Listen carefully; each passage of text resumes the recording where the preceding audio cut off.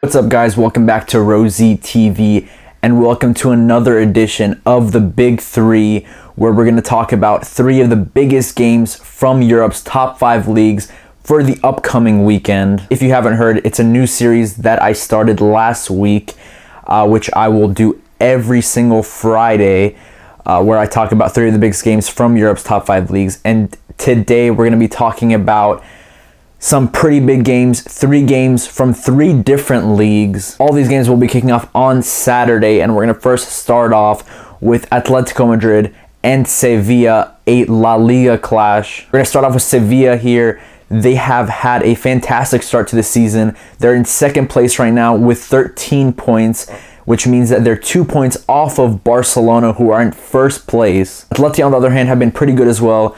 They have 11 points, and they're in third place, so this match is pretty big between these two La Liga giants. Now the question is, can any of these two teams actually challenge Barcelona for the title?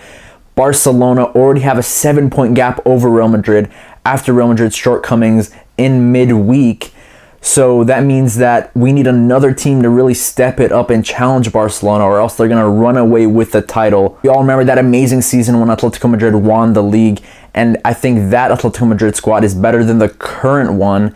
And even then, they needed up until the last day to actually win the league. So I don't see them challenging for the title, unfortunately. I want to talk about Eduardo Berizzo, the Sevilla coach. Obviously, Sampaoli stepped down and he went to the Argentina job. And Berizzo's done a very good job as coach so far.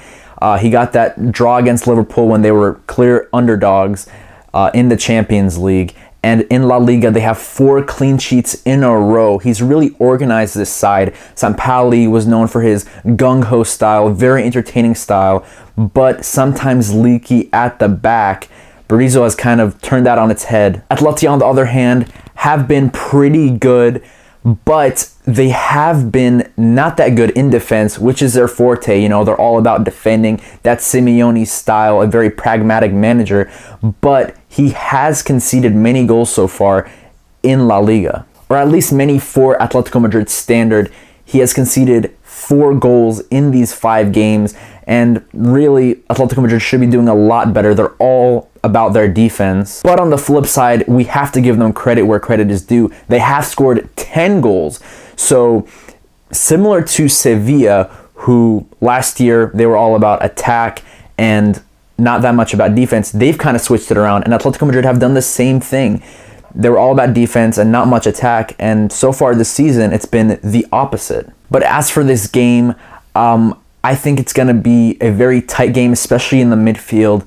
And I'm going to say altogether, this is going to be a 0-0 draw. I don't really see much happening here. Moving on to the Premier League game that I want to talk about, Southampton versus Manchester United. Southampton are in mid-table right now, 9th place, 2 wins, 2 draws, and 1 loss. Mauricio Pellegrino is still adjusting to the Premier League, and I think he needs some time to implement all of his tactics properly. Right now for the Southampton team, the goals are kind of spread all around. Everyone's got 1 goal here and there. There's some goals from midfield. So that prolific striker hasn't stepped up, and I think if Gabbiadini can stay healthy, he can be that prolific striker. United, on the other hand, have been undefeated this season. They absolutely destroyed Everton last week. I predicted a 2-0 win, but they doubled that scoreline with a 4-0 win from great performances from Mkhitaryan. Lukaku had a great game. Matic had a great game. And Mkhitaryan and Lukaku have been the main men for Jose Mourinho this season.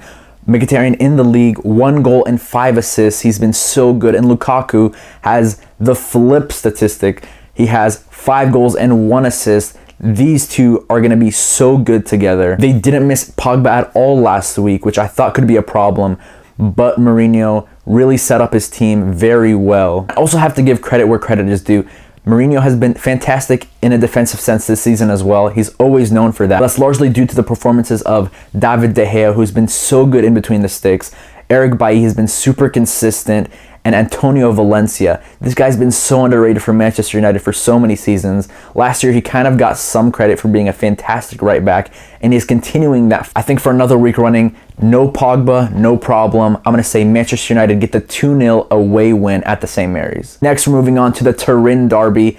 Juve versus Torino. Always a pretty entertaining affair when it happens. Juve have a 100% record in the league with 5 wins, and they've been amazing in attack as well. We all knew that they were going to focus on their attack this season with the signings of Douglas Costa, Bernardeschi, and retaining the likes of Paulo Dybala and Juan Cuadrado. They have 14 goals this season in the league, and more than half of those goals are due to Paulo Dybala, who's been probably the best number 10 in the world this season. And when I say number 10, I mean attacking midfielder, like a pure number 10. Don't worry, I'm not talking about the shirt number. We all know Messi's the best in the world. Dybala has 8 goals, and if he's planning on being the heir to Lionel Messi, he needs performances like these. He needs to consistently have these performances. He has 2 hat-tricks in 2 different games against Genoa and against Sassuolo. And you could say those aren't the strongest of oppositions, but it's still very difficult to score a hat-trick, especially in Serie A when the defenses are a little bit more organized. And for this game against Torino, it looks like Chiellini will be back from injury. I don't know if he's going to start from the beginning,